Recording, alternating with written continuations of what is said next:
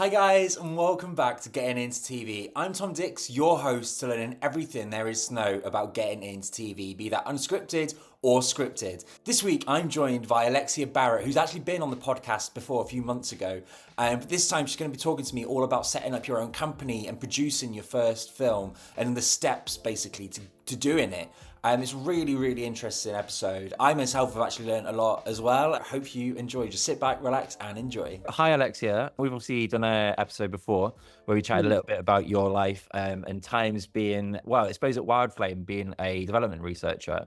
So yeah, excited to have you back on the podcast. Thank you for having me, friend. I suppose like the best place to start with you is for anyone that's listening or watching. We have done an episode before, like I said, about what it was like being a development researcher. You can go and listen to that or watch it on YouTube or on Apple or whatever, and it's there now. Before we get into the main crux of this episode about what it's like to set up an indie and produce your own documentary, I would like to know what it was like working on Bargain Hunt. What was it like going from development through to normal researching? Well, I say normal. So just standard researching. Just tell me a bit about how you found that and what was it like? Alright. We've both done that job now. Well, yeah, I mean, I think it was because while I was at Wild Flame, I'm always the type of person, like, I like to have my fingers in pies. I never, like, have my finger in a single pie. I've always learned that that's a bad thing to do, especially, like, in an industry that is, just filled with so many multi-talented people. I think it's always great to, like, diversify and, not just stick, especially because you don't know what you're good at until you try it. And, so I've been doing development with Wildflame, but while I was doing development with them, if they needed a runner or a researcher for a certain shoot, I'd always volunteer to do it. I'd be like, why, you've got me, I'm in-house, I may have extra time. Why hire another freelancer when I can do it and I could get that extra credit? So, I would, hop on programs like we did an SLC program called Evacuees, Plant Your Rifle. And, I'm good with tech IT and stuff like that. So, I've done data wrangling before. I was like, I can go on that as a data wrangler. I can also help with research. I don't speak Welsh, but research is something that, as long as people can understand it and it can be transferred into the program, it doesn't necessarily have to be, in the Welsh language. And so I was able to do that and then also be on the set for almost like, well, a few weeks while we were filming this like living history drama doc situation. And it was yeah, it was brilliant, and I got to do data wrangling the whole time, and I got, credits on that, so it wasn't like I was purely doing development while I was at Wildflame. I was dabbling, I was gaining more, I was gaining experience doing both editorial and development, and, getting experience, like, dabbling in location as well. So when it kind of came to me going freelance after being made redundant from Wildflame in 2023, only last year, but it feels like ages ago. I mean, usually a researcher tends to be freelance anyway, so it's okay. You built up them skills that you could then take over onto other Mhm. productions. So like just talk to me a little bit about Bargain Hunt then. How did you find that? It was a wild time because I was kind of like thinking of transitioning into being an AP, as you know, because I was like after your AP that you were on, I also applied for that and but I didn't get it because I don't have as many AP credits. When I finished with Wildfire, I worked on a documentary called The Legends Welsh Sports Bob Morgan, which was part of the Welsh Sports strand. And I was able to do that because while I was working with development, I was able to research it, pitch it, get it commissioned, and then after it got commissioned, I was able to work on it as an AP. And I was like, yay, like, because I feel like I built up all those skills gradually while working with Wildflame. And so being able to develop it and be an AP, I was like, yay, first AP credit down. And it was a really nice doc. And then I was just thinking, what next? I pretty much was applying for everything, but it's kind of like limiting when you've only done development mainly. And then the other like credits I had were like on a variety of, you know, pretty much like history or like arts programs or like, or like desk dance as like a runner slash,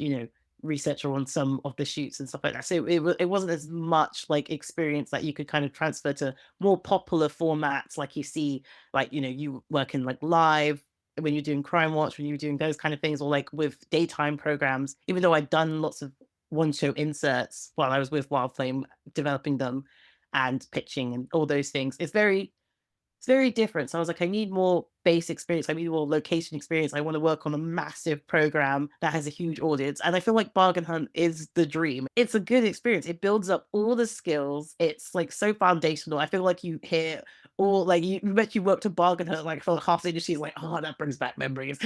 I feel like I've worked on 2 of them shows because every time I speak to someone that I've never spoken to before, so say it's a networking event, I'm like, "Yeah, I work on Crime Watch." And they're like, "Oh, I know someone that works on Crime Watch," or "I worked on Crime Watch," or "My mom worked on Crime Watch." I'm like, or the same with Bargain, and it's the exact same thing. It's like they're 2 shows that they've been around for so long that, and they're 2 of them shows that you can learn so much on, and they're really, really good shows to get on. Like anything like that, them kind of format shows and heritage programs.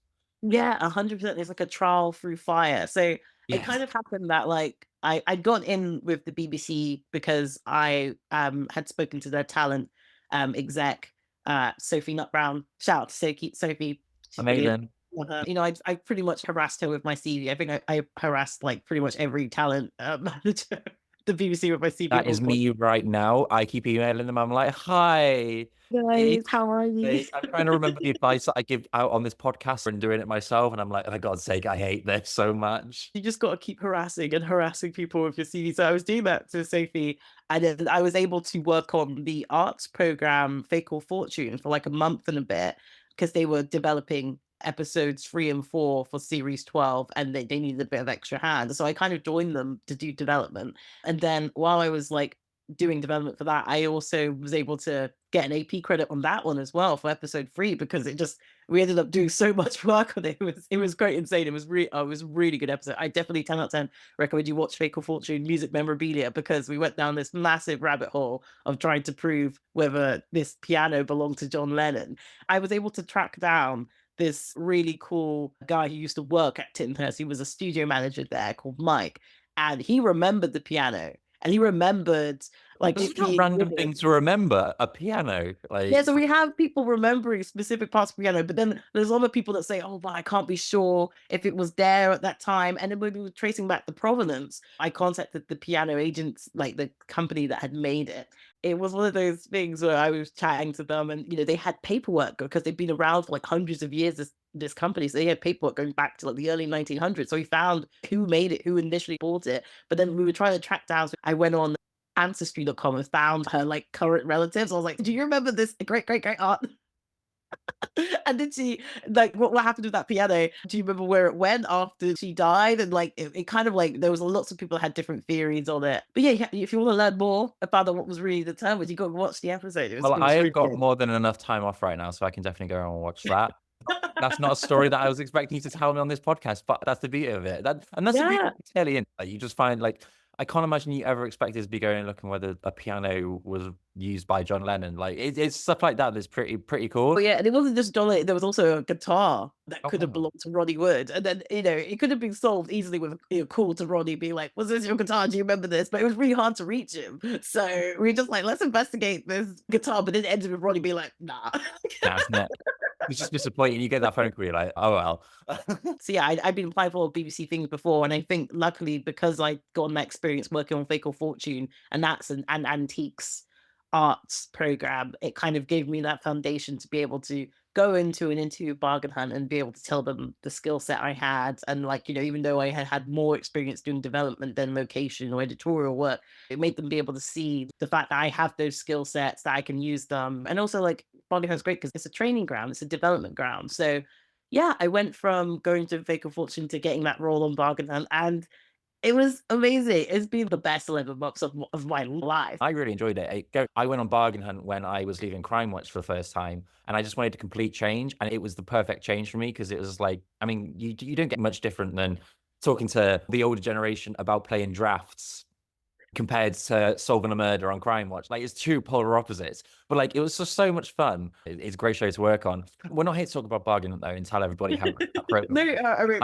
Um, I completely agree. It is we are here to talk about the fact that you have, I suppose, set up your own company, which is pretty cool. That's like a dream, and to be fair. So, what was that like? Just talk us through the process. Like, why did you set up? I mean, for a start, why did you think it was a good idea to set up your own company in this climate?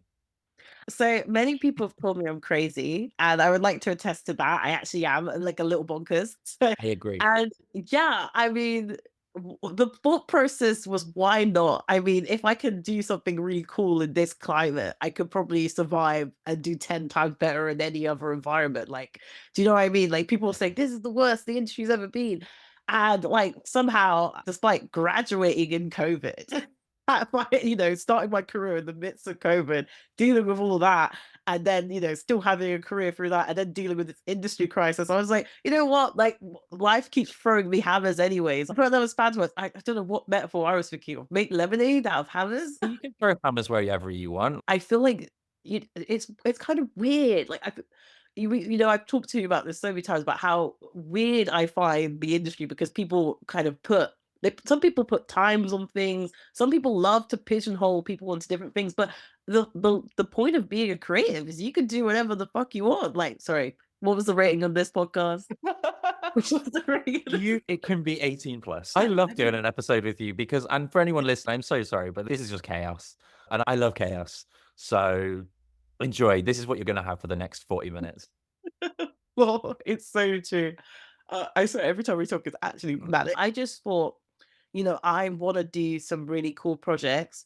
And I don't know, I've had so many different people saying, you need to wait till you're a director or you need to do that. I mean, if I wait, every time somebody told me to wait and do something and think before I do something or whatever, I'd be all this shit. Like, I'd be starting in India at like 50. Like, so, you know, so I was like, I want to make my own content. I want to learn as well. I feel like there's the problem with the current climate in the industry is because jobs are so scarce. But then sometimes you get into your roles and then you kind of just you kind of stay in your roles. There's not as many places as good as like when you're with bargain hunt or programs like that like help to develop you. Like they give Yeah. you opportunities to self shoot. They give you opportunities to direct your own BTs. Like there aren't as many production companies that will let you script or give you those opportunities to do that beyond what they've hired you to do. Yeah. And, if you wanna grow as a creative and you wanna make some really cool things, like I started doing TV because I was like to myself, I want to make the content I wanna make. I wanna be a director.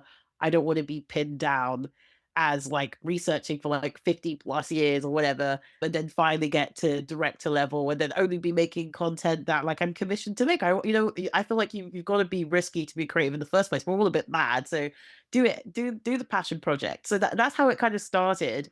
I had an idea. I have a whole slate of ideas. Like I have a whole Excel document of the wackiest crap. Think dating, but extreme sports combined, right? Like race against the world. Why not have people flirting while they're jumping out of a plane? Except we use virtual production, so that it's like a simulator. So it feels like they're falling through the air and they have to have conversations and and they're talking That's to each cool. other at the same time. And then it's like, like when they say like adrenaline makes the heart pump faster. Can you fall in love faster if adrenaline's pumping through you? Factual fun entertainment. You know what I mean? I think of ideas like this, and like my slate is just populated with ideas like that. And you know what? If somebody's listening to this and you want to steal this idea, go ahead. I've written it down. I've copyrighted it. Fuck you. Sorry. Well, It's things like that where it's like I have like a whole slate of ideas, especially because when I was working with Wild Flame, they have a very specific like genre that they're known for. They're known for like history and factual and they do some odd celebrity docs. And are mostly known for their history and science and specialist factual formats. And so sometimes when I would come to them with like really out there like ideas that involved VR or AR or gaming or like, think the circle but better. Like, things like when I come to them with that, obviously it didn't fit their brand and their ethos and it was kind of like pushed aside a little bit, but it didn't mean that the idea stopped. I mean, my whole thought was process was to have lots of ideas. So yeah, I have like a whole slate of things that I just want to develop, that I want to make. And, it started more because I had an idea and I really wanted to make it. So I went to It's My Shout. I had an idea for the film that I'm currently making, or they've currently made, called Power of the Current. And, I love sports. That's hence why I had developed a sports doc with Wild Flame, that Bob Morgan one I mentioned earlier. And, I wanted to do more sport content. And it was a really coincidence. Like I write as well. I do like writing. I'm trying to get like some books published, etc. And I have like a a book I self-published like in 2020, like during the pandemic. So it's kind of crappy and a bit smutty. And I I like think you might have shown me that before when we were at Wild Flame. But this is just it- proving the fact to anyone listening or watching, it's just proving the fact that you generally do not have your finger in just one pie. It's I just do so much. many pies. I And that's what actually submitted the script to the writers' room like this year as well. I'm like, why am I doing so much? It's so weird. so in Yeah. terms of like setting up like an indie, just talk us through that process then of what it was like and the things that you had to do to get it started.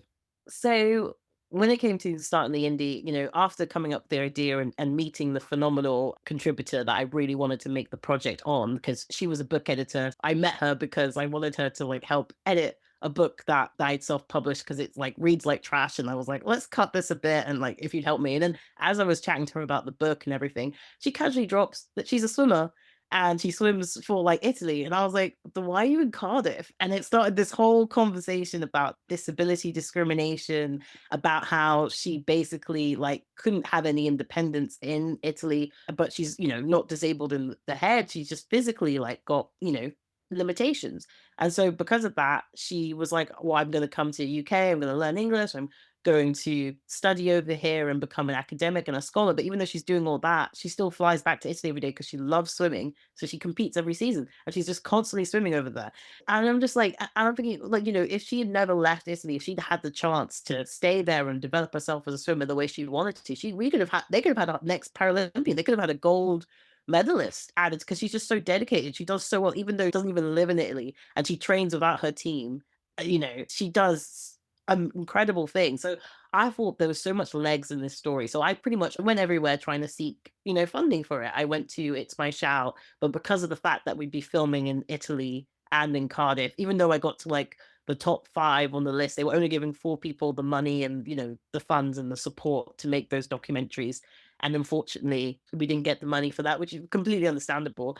And then I went to the BFI, but, it was one of those things where I feel like stories about disability get pigeonholed a lot. And they were like, "Oh, we have a similar story to this." And I was like, "No, you don't. I doubt you know the exact person doing the same things that she's doing." I like, I literally, when I saw that we didn't get the funding, I emailed them. I was like, "Oh, can I have like some feedback? Like, why did we not get the funding?" And they were like, "Oh, it just felt very televisual." And I was like, what does that mean?" And then the next comment was like, "Oh, we kind of have a story on disability already," basically in those words. And I was just like, I "Well, absolutely hate that kind I of hate that." mentality that you have that people have in the industry. It's just like, oh, we have a story like that. I'm like, no, like No, you didn't. no story is the same. Like they may Mm, have similar beats, but the mm. actual overall story is completely different. And I hate it when people just write it off because, oh, we have a disability story. Like, fuck Yeah, off. yeah, and this has story has pioneering journalism in it. Like we have spoken to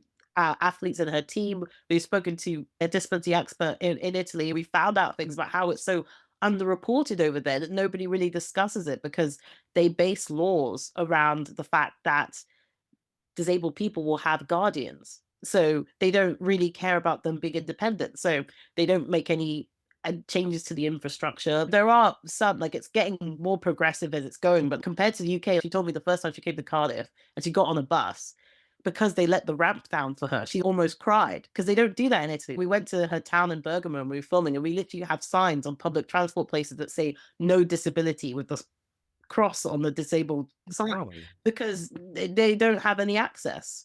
If you don't have family, you don't have support, there's the statistics that we found from the Ministry of Disability in Italy saying that about 40% of our disabled population just don't have work That's or any independence. And crazy. that's insane. And then the disabled this expert we're talking was telling us about this thing called the UIDs. It's an Italian term for people who have disabilities whose parents have died, because then they have nobody to look after them, nobody to support them in those situations. And because they haven't been developed to have that independence, because there isn't that infrastructure for them, what Mm. happens next? And then also the government doesn't have the funds, or they don't allocate the funds towards these issues because they don't see it as a massive issue. So there's this whole mentality of like disabled people just not really like, not really mattering as people, but they have like committees for parents and committees for people to like looking after disabled people, but not for disabled people themselves. And Yeah. it's just, yeah, it's so interesting. It's so intriguing. I don't think it's a topic that's been talked about before. So that's why I got so annoyed when I would see feedback, like, maybe I like, feedback just saying that like, oh, they had seen this before. And I was like, I mean, I'm sure you've seen similar things because no story is original entirely in its premise, but like this exact story, I don't know. Yeah. Yeah. You So should have yeah, done. You that could have been like, "Can you tell me where these sort of the stories are? yeah, no, Give me the exactly. I receipt was for like, this." can you pinpoint me in the direction? Because I would love to chat to these production companies that have done Then this. see what they say. But, yeah, Like, so was it so from having that kind of like not a knockdown really, but let's just say a knockdown from these oh, sort of it stuff, is. you It's kind of a, like it's a come knockdown, but I'm the kind of person that, like, when I get knocked down, I get mad. I know it's one thing in development that you shouldn't really get attached to a project because you normally get 70% no's or whatever. And maybe I could have put this on the slate and been like, we could do this later. But she was telling me this might be her last year competing. This could be her final season. I was thinking, this is the only year we'll get to film her doing her last season, learning her story, watching her compete for the final time, flying over to Italy and back. I was just like, we need to capture this now because this singular person's story talks about a wider issue. Like, how many people are leaving countries that are supposedly developed and very much supposed to be culturally forward? How many people are leaving those countries because they don't have the opportunities to showcase themselves? She's a really amazing academic doing some fantastic studies in journalism. She's doing a PhD right now. But Wow. she could have been doing, imagine the talent they've lost because they just couldn't be bothered to put a ramp or add an elevator or it's things like that. It's just ridiculous to me. So yeah, I Determined, was yeah. passionate and I got attached to a project. And so I was just determined to make it regardless of what anybody else said. And I think the reason why I mainly did a company is because I wanted to get insurance for the project because we would be doing some filming abroad. And also, I wanted to show people I was serious about this. Like, this isn't just a one off thing. I was going to do this one day, regardless of this project happening or not. So I was like, might as well do it now. There's never a good time to start. It's true. Yeah, so now to actually answer your question, because I did everything except that just now. Setting up a company is like setting up any company, really. So I got a virtual address because I didn't want to use my home address. I don't have a studio at the moment, but we will one day. Okay, we will one day. But basically, I didn't have a studio or anything, so I went to the business center in Wales and I rented out virtual address. So it's like basically like £30 a month, just use their address and they redirect your mail to you. The tram shed also offer that service as well, I believe. And it might actually be cheaper for them. So I might move to the tram shed because they also have hot desks and everything. And it's usually like a hub for creative businesses as well. But it depends because I am working with the tram shed right now in collaboration with them. But anyway, steaming ahead of myself, we basically, after getting set the address, I registered it at the place I was living at, which was dumb because I was like, it's like a public thing, but I wanted to get the insurance for the business sorted first. So after I'd gotten that insurance thing sorted, I then went and changed the address to the virtual business address. And then after setting that up, I was like, great. So we have insurance for the production. And, I had gathered a team, like a crew. Even before that, I was developing the project before I made it a business. We had already been talking about it since like December 2023. I was like, I'm gonna make this anyways. So I had gotten a crew of friends. I think everybody was out of work. So I messaged so many people. I was just like, hey guys, I know none of you have nothing going on. Like, don't lie to yourself. Who wants to work with me? Because I'm really passionate about this film and I have no money, like we're all broke, but it might be good to build our portfolios and just make something that could give us a name.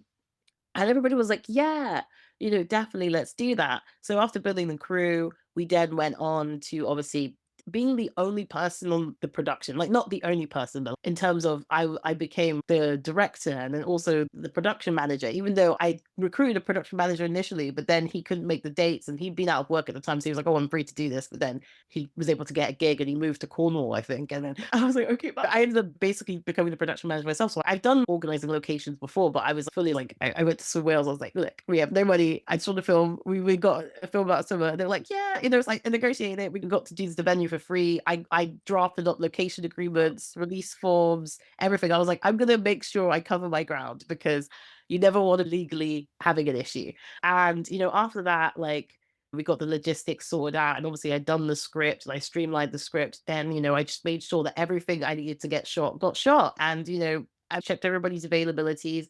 And yeah, we did so much filming. We filmed at a cafe in Cardiff called Siblings, which we did pay. And then we filmed at the Cardiff International Pool for the swimming scenes. And then the friend scenes, we found different places for interviews at Sophia's house, also at the swimming pool. And the thing, we went to Italy, and that was a whole other thing. Doing a whole shoot in a whole other I was country. gonna That was say, I was like, this is your first, like, self-produced film and you shot at home? why the hell would you go to Italy? What was that like? You know me, like I just do things. But like also, I didn't go into it completely alone. So but through Sophia, when I was looking for crew myself, and then she was like, "Oh, my childhood best friend also works in film." I was like, "Really?" I was like, "That's insane." And so I got chatting to her, and like she's a lecturer at NABA in Milan. It's like the Wow. national film like Italian like institute. But then she's also like does short films herself, and she's like a creative and everything. She's great. Her name's Anna Fumagalli, and she's brilliant. I love her. And basically, she was like, "Yeah, I mean, I would love to make a film about Sophia." So we collaborated. And so basically, a lot of the scenes where you see the drone footage, that's all shot by Anna. The scenes when she's coming out of the airport, that's shot by Anna as well. Like when she's arriving into Italy for her race, Anna would do the Italian interviews and I'd send her the questions and then we would do that. And then it was mostly like Anna and I working remotely together while she was doing the Italian parts, I was doing the Cardiff parts. And then during the last like leg of it, that's when I came over to Italy. And then I was able to like logistically do some of the more detailed stuff, like interviewing her coach and teammates and being there and then making sure we got everything extra, like filming the streets and filming like the signs to show where we were talking about these disability discrimination issues and all that. But yeah, no, if I hadn't had her and this great Italian team, because she had her own database of freelancers as well. There wasn't just Anna, she brought on Niccolo, and then there was this other lovely lady as well. Two of them brilliant, like Italian filmmakers that just came with their kit that they had. And, so it just all came together magically and, blessed, gotta say, It blessed. smells amazing. Like, obviously, we've spoken a little bit about setting up and about the filming and all that. But what I think what would be really interesting is obviously going from the idea to then I don't know if you're still editing it or if it's fully edited now, but like how different is it? Is it the same? Is it what you envision? Like what was the editing process like? Because I've spoken to two people before on here that directed and edited Casualty, and they spoke about how something in a script can change drastically in the edit. Would you say that's the same for something like this? Oh, 100%. Like, I feel like you can't have everything identical unless you already know, like, even though you do recce's, like, well, there's always something on the day. Like, I feel like problem solving, it changed like, there were so many things on the script that, like, well, we're currently in post-production. So me and Matt, our editor, like we're in the midst of finishing the edit. The editing process has been, it's been good because me and Matt, we took the script and, everything I wanted to film was in my initial guided script of like just written down notes, questions, how I think everybody's going to be answering those questions, how I just think it's going to lay out narratively. So the layout, I guess the way I wanted it to start and finish hasn't changed in nature, but there are so many extra tidbits that when you go back in the edit, you're like, oh my gosh, like this part that was said, this changes something, adds some flow, changes like the way this perspective. Like initially, we weren't going to focus on the disability discrimination aspect as much as we are. Like I wanted it to be more about like the fact that she's in her final year of swimming and that, her health hasn't been amazing. And we wanted to focus on, the aspect of swimming being like, about her life and about the fact that she has to retire and about a para swimmer and about what para swimming is like and about the competing side of it and that kind of aspect, as well as talking about why she was in the UK and like how that's affected her career. But now it's become a lot more of a focus because it's such an interesting topic, especially when we got the expert on, which, one thing I was sad about is because the expert didn't live in the parts of Italy where our crew was based. So we did it via Zoom. So we had her doing a Zoom with Sophia. And obviously I was on the call, but you can't see me. But like they're like chatting with each other and talking about it. So we kind of edit it that way with her explaining about disability discrimination. But she said so many interesting things about, what I just said about the disabled people not being able to live by themselves after their parents die and about the economy and all these other things that really I was like, oh, we need to focus more on this. And I want it to be half an hour. It's a short film. We don't want it to be too much content. Sure, we see Sophia and her competing and it's great. And the fact that she's trying to do it. But the core of the story is showing this human side and showing this investigative story that we've uncovered along the way that's really enlightening. And it's so interesting because every time I talk to people about disability discrimination in Italy, they're like, what? Yeah, What? That's I had no idea. exactly, because it's not even a report about finding archive for this film. We have lots of footage of Sophia growing up, so much footage of her races and all these other things that she's done, but actual archive of disability discrimination in Italy, like it being reported in the news, things like that. It's just so hard to come across. Like all the expert was saying, oh yeah, there's quotes from the Minister of Disabilities talking, mentioning things like, oh yeah, this is, well, they're not the Ministry of Disability, the Ministry of Health, but like talking about 40% of our disabled community just are not in work and things like that. But actual like news reports of it, there's barely When anything. it And when I asked her about this, I was like, why does none of this exist? And she's like, oh, it's not on the news. Why would they talk about it? when it comes to things like finding archive, for instance. So, Mm. like for instance, when you're from our experience, when you're in places like say BBC Studios and you have the beauty of the archive, the digital archive, like Jupiter, or different systems like that, how was it like finding archive something like this that is completely self-funded, and how did you go about that? Well, I mean, you got to do what you've got to do, is what I say. I mean, the thing is, I was looking at a variety of different things, like between fair dealing to also, just like paying if we have to, like finding the funds we have. We started a crowdfunder. Like it wasn't like we were completely moneyless, though we didn't really hit the target, like as like loads of money, but we got like, £1,700 ish to like be able to book the locations that we did actually go to, book flights, and to pay the actual crew that were working. We had an underwater camera operator that filmed Sophia swimming. We I had did this, see the pictures for that. with It looks amazing. yeah, we've got like some really cool stuff that people that I wanted to reimburse for their efforts, and then so there, and we also have an animator as well. I didn't even Oh, mention wow. that. Yeah, that she's doing some really cool like sequences of Sophia like growing up, and just like cute animations to throw in there, just to like I guess like add some extra imagery. If I had to pay for archive, I it would like mostly there's a lot of free resources. I think the one cool thing about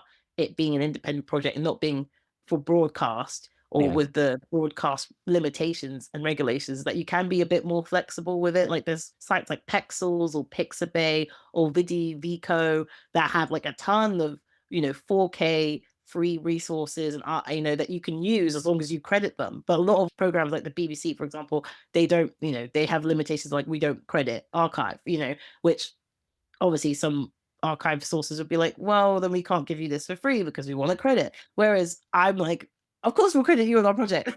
Yeah, We do. anything. Give it to me. No, that You no, give it to me. that makes perfect sense. Having produced this documentary, this film, what have you kind of learned in that process that you think will be good for people, or even for me that might one day want to make a film? What things do you think are good to know that you've learned during this process? I learned so much. Oh my God. I mean, I don't even know where to start really. I think the first thing I've learned is you need to be like organized, and I'm glad that that's something I am organized to a point. Like I may seem a bit frenzied and crazy, on the Zoom and in life I present that way, but like I am a very organized person. I like to write down everything I'm doing. I have like a budget. I know what I'm going to be using it for. You just got to have like, you got to know what you're doing. And then also, it's like you're working in a team. You need to communicate with the people you're working with.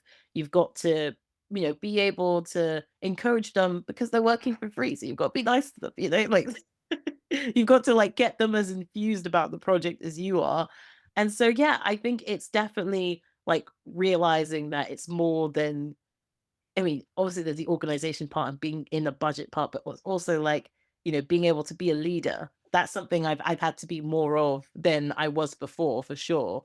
And being able to lean on the people I'm around. Like, I was very transparent with everybody I've worked with. Like I had Duncan Burney, a great, like he's only the last few years he went from being an editor to being a camera operator. And he's fantastic. And I'm transparent with him, like this is my first project. You've done some short stuff before. I can self shoot, but I'm not a shooting expert. Like, and I have like a bit of a storyboard, but I want you to help me get the shots I want to get. This Yeah. is like my shot list. Help me realize it. You know what I mean? And he was so collaborative.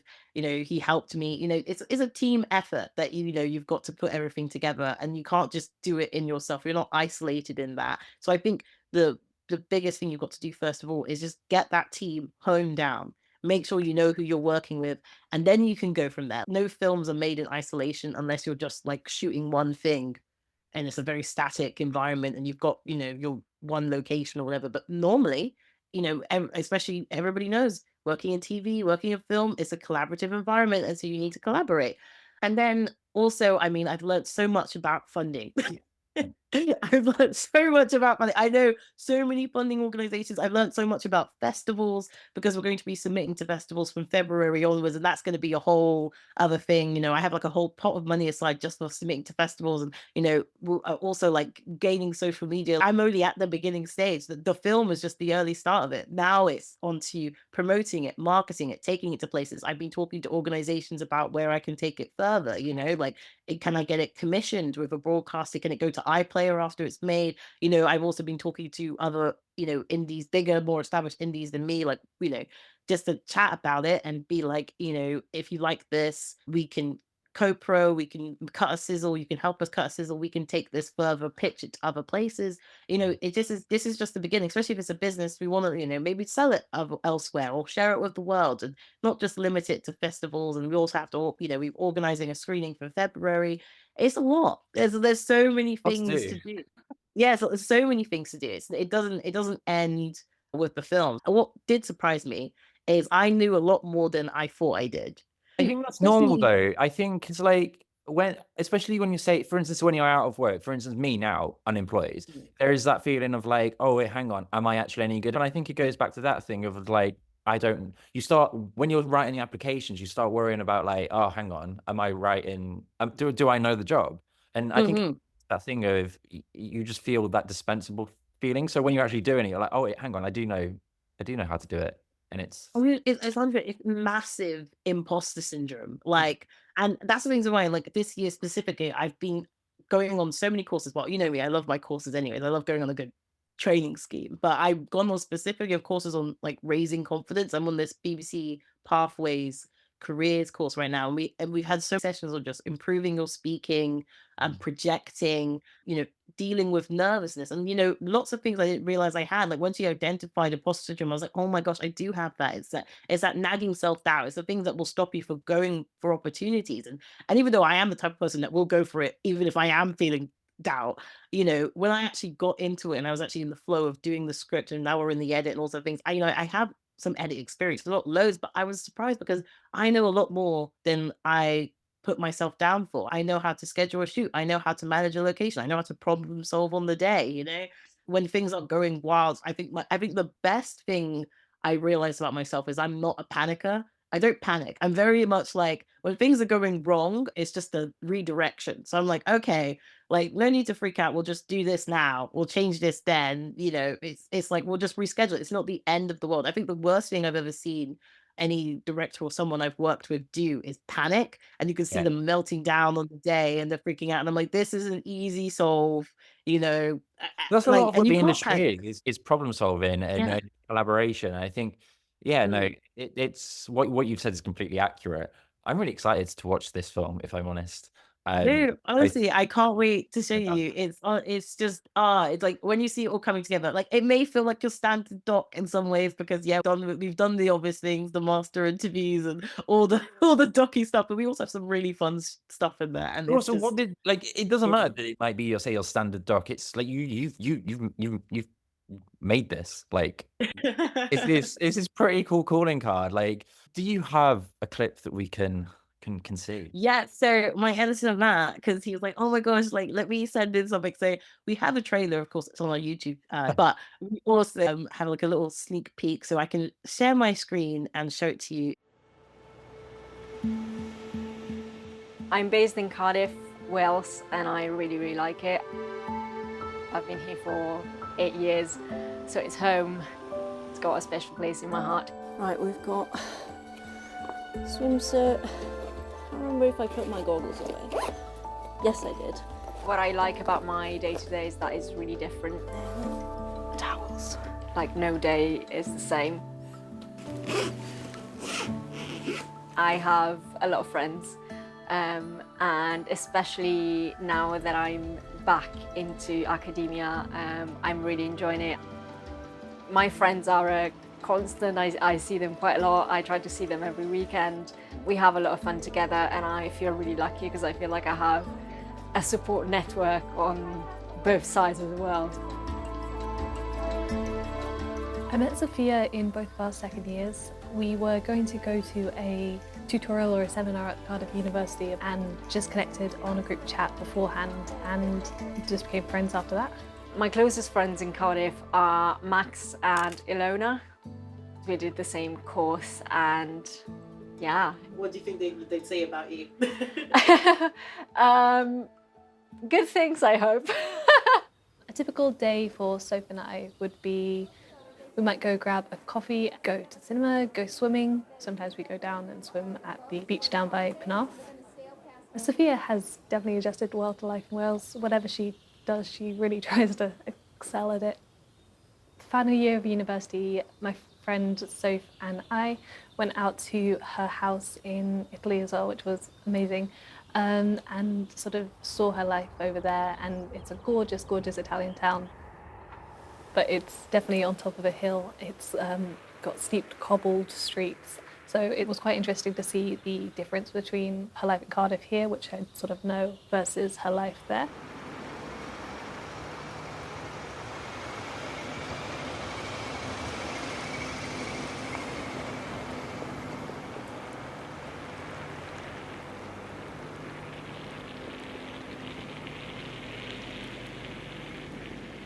Bergamo isn't very accessible for me. That's the main reason I left. I can definitely say I really liked it. I like I like the shot. Well, I liked a lot of it, but the interview setup for her when it was kind of like the closer one over the pool. Oh yeah. I really like that. I That was love nice. that show. Honestly, it was they wanted to give us like a smaller room, but then we actually stole the room for the actual Swim Wales Federation. That's the office room. And but it had like, this lovely view overlooking the pools. I was like, we need this. We need this. I was like, oh well, this was the room we had initially given you, but like nobody else is here. And I was like, yeah, let's use it, please. And it just oh my god, it was one of my favorite views. But if you think that view is stunning, one of my other favorite shots was when we were in Italy and we were interviewing Sophia's coach, Gloria. And there's this amazing, like, we have her, like, and behind her is the pool, right? But it's a massive pool, it's an outdoor pool. So you can see the Italian countryside, all the hills, the luscious hills behind her and everything. And she's like, and the pool below. And it's just, it's such a good I'm shot. so excited. I Uh, want to watch it all. Thank you for sharing that with me, though. And yeah, anyone that's watching, listening, just make sure you go and check out all of our socials for the company and for the short film, and you'll be able to check out when it's out and when it's doing the festival run. Really, the film is only the first half of it now. I mean, because now like we're trying to brand. We want to be a company. And as I mentioned to you before, I have like a slate of mad ideas. Okay. But we want to brand ourselves properly. So I've been on like so many training schemes and courses. I've been applying for lots of things to help the business grow. And Wales is in a good situation because they have so much for business, especially creative business. I think they know what's happening and they're trying to put a lot of enough money towards developing them, especially in the Vale of Glamorgan if you're based there, which is good because my business is actually the business centre Wales is based in the Vale of Glamorgan. So I had that address. So I was like able to go into that situation. So I got on this tramshed tech scheme because you know they're with Barclays Eagle Lab and all these other things to help businesses grow. And they have a current scheme called the Creative Cluster, which is basically to help creative businesses grow and do more things and help you have that standpoint. And we've had so many workshops from grant writing and writing pitches to workshops on legal and IP. So there's an amazing lawyer that I've been able to get some advice from for free, which normally that's amazing. normally you would never be able to get that. Yeah, and so I've learned so much about being able to copyright your ideas, being able to make what you need to do to make sure when you're working with freelancers, even if it is for your own independent project, you need a contract in place or you need to send them an agreement just to make sure people know that you own the rights to this footage, that they've given you permission to use it. Even if they say yeah, a verbal agreement is never quite enough to like secure you. You need to have that paperwork in place. And yeah, so currently through the Tramjet Tech scheme, I've been able to get linked to a company called Innovate Strategy, and they are really good because they are actually helping businesses in Wales for free because they're part of the government. And if you go to them, they will basically help you write your executive summary, help you write your business plan, help you do pretty much all of that, help you do marketing research. They're really good. They give amazing advice. So I'm with them at the moment, and we've just been doing that. And because of that, I'm like I'm trying to get more done in terms of branding. So we don't want to just be a company making only short film festival films, which is great, but we want to do more than that. We want to, to be able to, I think, succeed. I don't want to be just an indie that's making productions or, TV productions or short films, because it's not sustainable in the current TV No, you creative need to economy. do It's other not. stuff. You need to get So many good indies that solely make TV content or film content have just vanished in the last few years. And I think it's just because there's more money in commercial and advertisements. I've been trying to get more skills in learning how to do that. And also, now I'm trying to make more spec content. So I'm like trying to show people we can film testimonials, we can do case studies, we can film podcasts. Winky face, Tom, winky Maybe. face. Get your studio. I'll get the crew. I'll get the kit. Just let me I would film you love through. a shoot We want to there. show people that we can do those kind of things, so we can get more of a custom base. And then they've been helping me realize what I should do in terms of contacting real, PR agencies or people that actually make work for companies. And if we get in with certain agencies, then they can give us the work to make for other people. And so it's all about relationships. At the moment, we're just building our portfolio. So I'm trying to make as much content as possible to put on our website and be like, we can do this A, B, C, and D. We can film podcasts. Example B, winky face Tom. We can film ads, etc. And then also, because I'm really interested in, I'm mainly I have always been the champion of diversity and sustainable production. I think, this may be controversial, we don't know, but like I don't agree with Albert. I don't think it does enough. I don't think I Albert's a mean, very Albert definitely sustainable does production feel company. like more of a tick box as an exercise now. I honestly I mean, do. I'm not gonna name any names, but I do have Mm. multiple photos of water bottles that have been used on multiple productions. Okay, just saying. Literally. And I've had so many I think the weirdest one was when they thought it would be more sustainable for us to drive for 7 hours to Edinburgh to film something instead of getting a plane. And I was like, but surely we're not like, Taylor Swift. We don't have a private jet.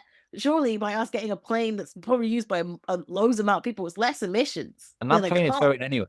going for 7 hours. Yeah. And we'd get there earlier, we'd get there in time, having the crew drive that amount of distance, insane. It was 7 hours there and 7 hours back. Yeah. The only reason that the driver was awake, I feel like at the end of it, I was just me chatting. I was like, yeah, I just need to keep this man alive. You just put yourself out there, and it's what a lot more people should just do. Is just be like, I'm going to do it anyway. And that's exactly what you do in this documentary, and setting your own company just shows, really.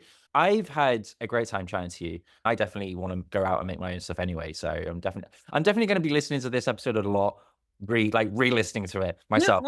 You've through told me my about notes. some of the cool ideas. You just got to do it. And if you don't want to No. do it on your own, okay, you know me. Okay, let's do it together. I'll just give you a text. But no, Yeah, thank send me you a so text. much. All the details for any stuff that Alexia's mentioned will be in the links below, wherever you're listening or watching. But yeah, thank you so much, Alexia. Yeah, thank you so much. Thank you so much for having me. I mean, I just really wanted to have this opportunity to do some marketing, promote PO7C films, promote our short film that's coming out, and show that we're doing some really great things, that we're growing, and hopefully in the not too far future, we'll be one of the pioneering virtual production producers doing I some really can't wait cool, for you to amazing hire stuff. me and pay me. Great. Full-time position. I mean, if you want to collaborate, make you a co-director right now. If you want to work with Sure, me, just sure. Sure. Come out of this podcast with a job. I love it. Oh my god, this is like podcast. This is the origin story. Thank you so much. I will see you soon. Thank you so much. See you soon.